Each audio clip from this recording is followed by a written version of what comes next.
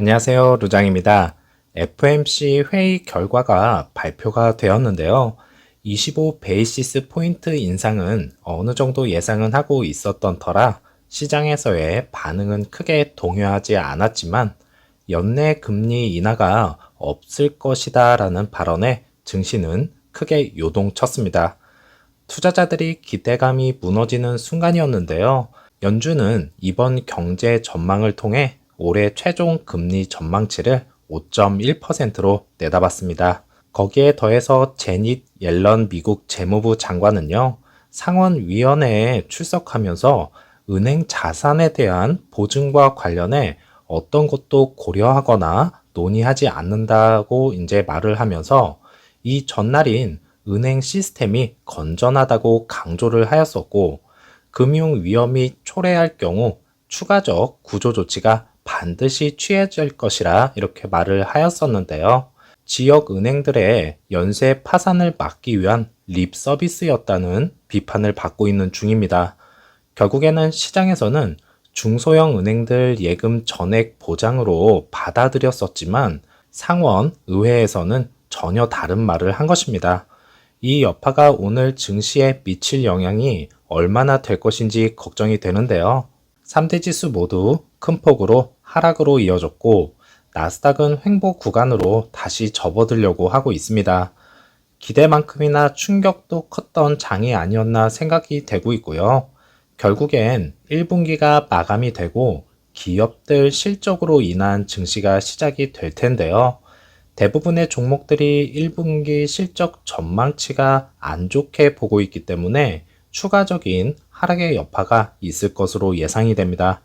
빅스 지수는 이틀간 하락세를 보이다가 진정이 되었었지만 재차 상승을 시도를 하면서 공포감을 키우고 있는 중입니다. EV 섹터주도 같이 한번 살펴보시죠. 역시나 증시의 혼조세와 함께 장 후반부에 모두 급격하게 밀리는 모습이었는데요. 리비아는 마이너스 2.35%, 테슬라는 마이너스 3.25%, 루시드는 마이너스 3.17%가 하락을 하였습니다. 리비아는 이렇다 할 반등의 계기를 찾지 못하고 있는 가운데 판매와 제품 문제가 아니라고 말을 하면서 지출에 대한 내용을 꼬집었고요.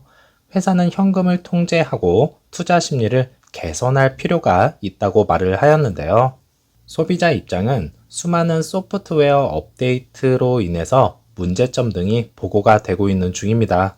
그 중에서도 이제 가장 중요한 충전 문제점을 제기를 하였는데요.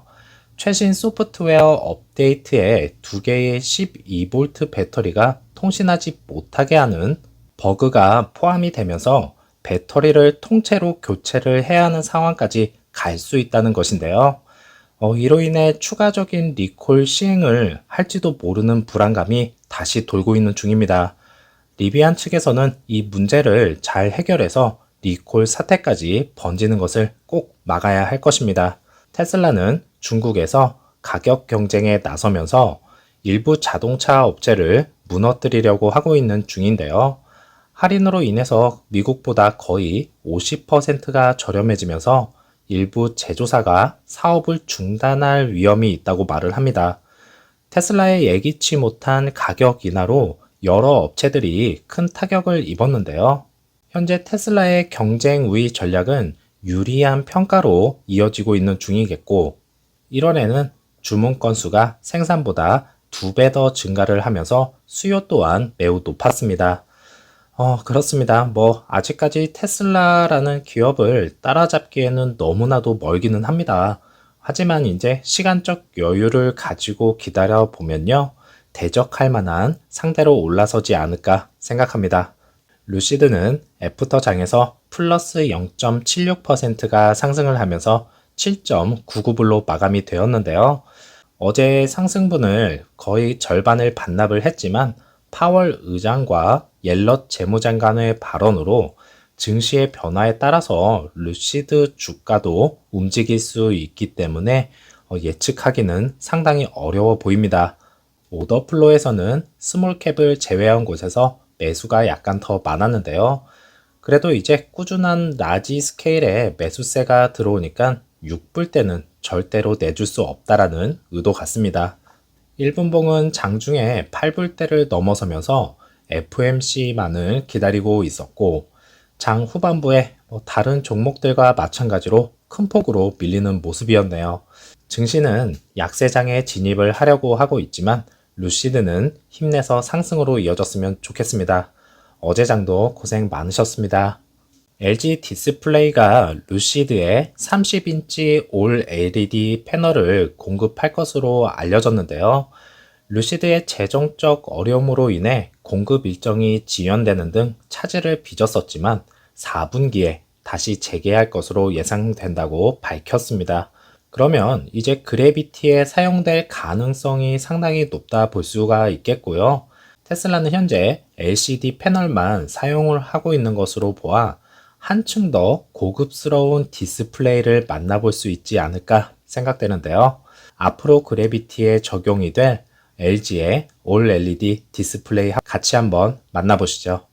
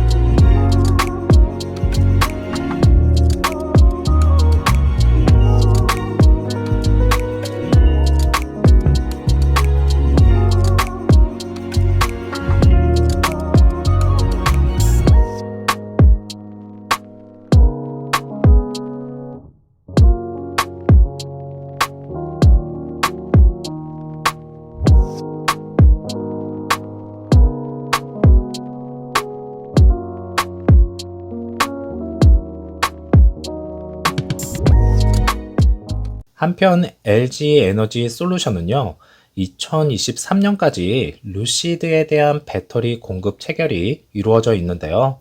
왜 파나소닉으로 배터리 업체를 변경을 했는지 많은 분들이 궁금해 하실 겁니다.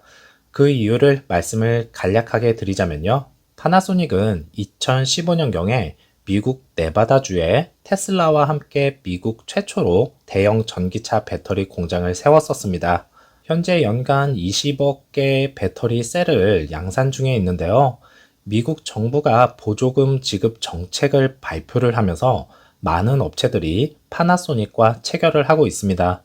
루시드는 정부 보조금을 못 받는 대신에 자체적으로 3월 30일까지 7,500불이라는 크레딧을 진행 중에 있는데요. 정부 보조금만 받을 수만 있었더라면 루시드 측에서도 한층 더 쉽게 풀어갈 수 있었는데 참 많이 아쉽습니다. 그리고 이제 보조금 정책에 관련해서는 어느 정도 아실 테니까 넘어가도록 하겠습니다. GM과 혼다, 삼성 SDI, LG 에너지 솔루션이 최근 공장 건설 계획을 발표를 한 바 있지만 LG 에너지 솔루션 애리조나 공장 신설하는 원통형 배터리 생산 공장과 관련해서 투자 의지를 재확인했었습니다. 하지만 실제 진행 속도는 거의 진전되지 않고 있는 중으로 알려졌는데요. 앞으로 출시가 될 모델들의 배터리 생산에 차질을 빚을 것으로 예상을 하면서 루시드 측에서는 이러한 리스크를 미리 해결하기 위해 파나소닉과 체결을 한 것으로 보고 있습니다. 그래서 앞으로 퓨어 모델에 대한 생산과 그래비티의 대량 생산으로 인해서 전기차 제조의 가장 핵심인 배터리 공급망 문제를 해결하고자 이와 같은 선택을 한 것이라 볼 수 있겠네요.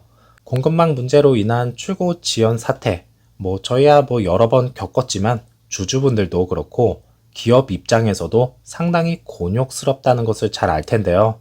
앞으로 이런 일은 절대로 일어나서는 안 되겠습니다. 1분기가 얼마 남지 않은 시점에서 지난 분기에 이어서 다시 한번 스튜디오에 딜리버리를 위한 차량들이 가득 세워져 있는 모습들이 속속히 올라오고 있는 중입니다. 지난번처럼 생산량과 딜리버리 수치는 발표를 하겠지만 예약 판매 건수에 대한 내용이 없어서 그 부분은 상당히 아쉽네요. 생산, 인력, 유동성. 테슬라 헌터라고 불리우는 루시드는요, 현재 많은 어려움을 겪고 있는 중이지만 그렇다고 미래를 위한 투자를 위해서 셀을 누를 수는 없지 않겠습니까? 언젠가는 불마켓과 함께 루시드도 불타오를 것이라 믿습니다. 오늘도 즐거운 하루 보내시고요. 저는 다음 영상에서 찾아뵙겠습니다. 감사합니다.